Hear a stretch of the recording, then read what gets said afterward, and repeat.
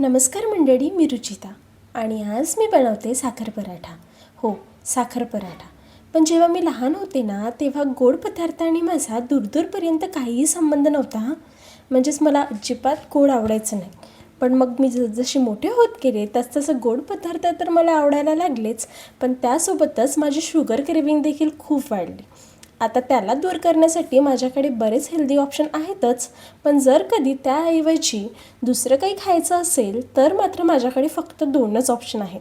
पहिलं म्हणजे साजूक तुपात बनलेला रव्याचा शिरा आणि दुसरं म्हणजे हा गोड साखरेचा पराठा. रव्याच्या पिठात मीठ टाकून डो तयार केला की एक छोटासा गोळा घेऊन त्याची साधी चपाती लाटायची. मग त्यावर तूप आणि साखर सर्वत्र पसरवून फोल्ड करून असा त्रिकोणी आकाराचा पराठा लाटून त्याला तव्यावर छान तुपासोबत किंवा तेलासोबत शेकून घ्यायचं.